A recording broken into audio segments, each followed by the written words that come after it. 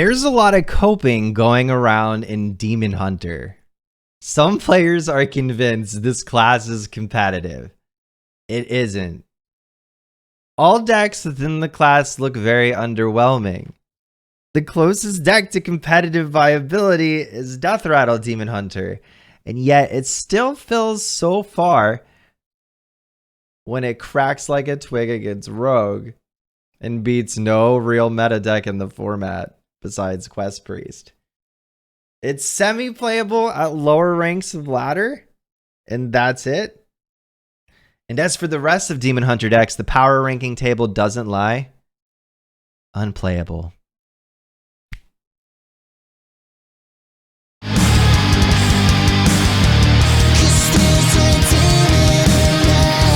Playing Demon Hunter hasn't felt really good for a while, so I wanted to do a video about my thoughts on the meta and how it feels as a one-trick Andy when your class is just doing absolutely awful.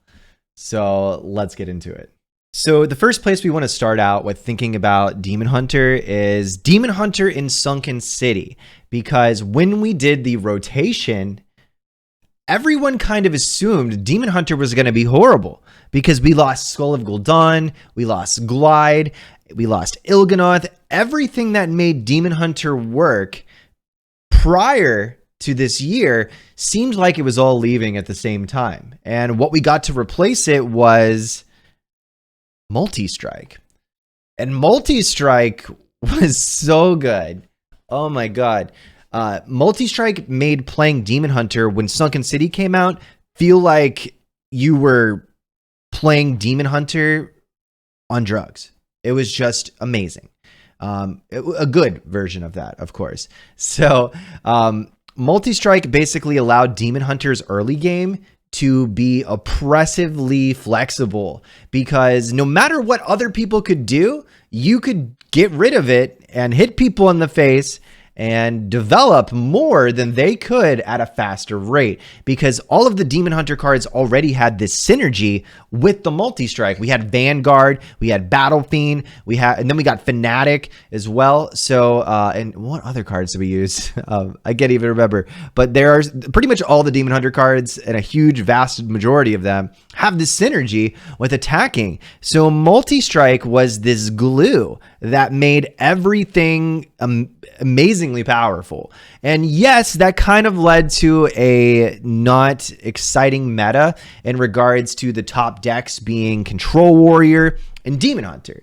That was it, right? That was what our post-expansion rotation, new rotation year meta was. It was just Demon Hunter and it was Control Warrior. So I understand why people were not happy, because no one wants a meta where it only has two classes, okay? That makes complete sense. And Demon Hunter felt really good in the perspective of winning a lot. So I understand why the Demon Hunter cards were nerfed and why Multi-Strike specifically went to 2 mana. But I think that is one of the most important variables to remember in regards to why Demon Hunter isn't good now. Because if we think about it, when Multi-Strike was nerfed, Demon Hunter was no longer the good deck. It was no longer the tier 1 best deck in the game. In fact, Demon Hunter was really bad after the Multi-Strike nerf. It wasn't until Zillig of the Abyss was buffed that the Demon Hunter decks started looking like they actually possessed the ability to win at a competitive level. So we got to this point where we hit the card that was so good that it made the deck oppressive, and then the deck the class was pretty much unplayable, not super good in any competitive manner. And then they buffed Zillig, which then allowed us to start playing these aggro decks that ran Zillig on the top end and Karya to turn into a 6-mana Zillig. And that was pretty good. And then all of a sudden we got the mini set of the Sunken City. What a great time. We got an amazing card too. We got a card called Fossil Fanatic. Now, Fossil Fanatic made the Multi-Strike nerf seem believable. You know, it seems like, okay, we could never have had a 1-mana Multi-Strike and a Fossil Fanatic, because Fossil Fanatic, thinning your deck out from the Fel cards, just improves the consistency of a Jace finisher. It improves the consistency of the deck. It makes Lady Setheno a much scarier card because you can just tutor all the cards to work in tandem with her. So it made sense. We were like, okay, the Fanatic came out and suddenly Demon Hunter was amazing again. Demon Hunter was getting close to the top, and people were even saying that this new version of Demon Hunter didn't possess toxic play patterns like its predecessor did with the 1-mana multi-strike. So we started getting close to this area where Demon Hunter was getting to be competitive again. And then we had Murder at Castle Nathria. And the cards we got are really cool. Let's be honest. Like, the Relic package is so fun. The aggressive cards are really mean and creative from a design perspective as well, with the no hand perspective. However, we're now at this point though where those two strategies are not really related to what we were doing prior. So we have the Nagafell deck, we have this Relic package, and we have this don't have cards in your hand and draw more package. And suddenly we have these 3 different directions, and we're being pulled in 3 different directions, and we cannot figure out the way to refine a deck to do the best of any of them in an optimal fashion to where it's competitive in the meta. So we got buffs, right? And the buffs I am so stoked about. Thank you so much, Hearthstone team. Thank you so much, Team 5, for fixing cards like Abyssal Depths that were 4 mana, draw 2 of your lowest cost minions. That would never see play. But even though we're at a point now where the meta is arguably worse than it was prior in regards to class diversity, Demon Hunter is a little bit less shit. Awesome. Secondly, we buffed cards that we will get to use potentially for the next year or longer. Abyssal Depths will die now as a card that saw play sometime because it was a cool card. So what they did with the buffs in regards to Demon Hunter are something that I believe deserves praise. Even though where we landed after everything is not in a better position.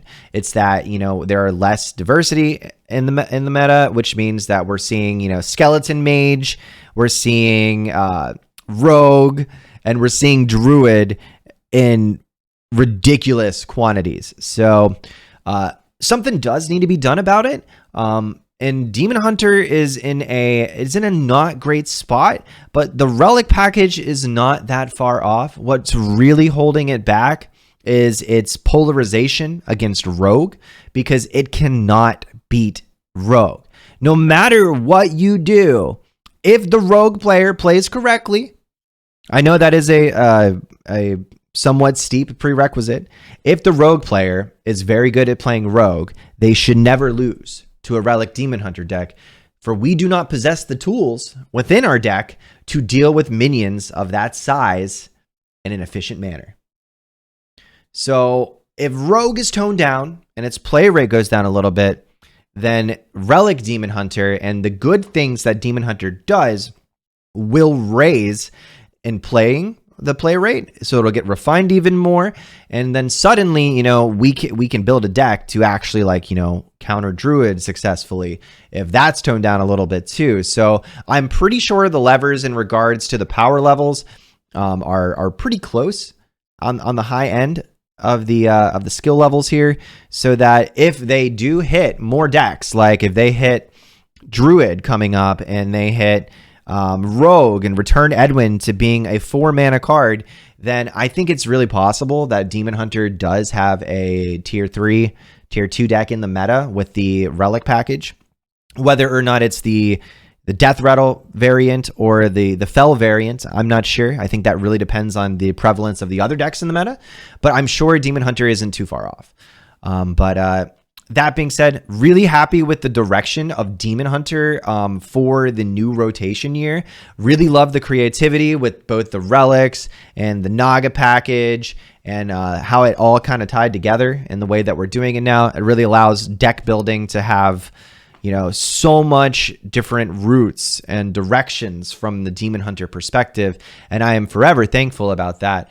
I do miss being able to perform Demon Hunter at the highest level of Hearthstone, but I am sure that that is around the corner, because that's always the case, right? Whether or not we like this meta, there's a brand new one right around the corner to complain about as well. Thanks for listening. I hope you have a wonderful day. And if you like this kind of content, don't forget to like and subscribe.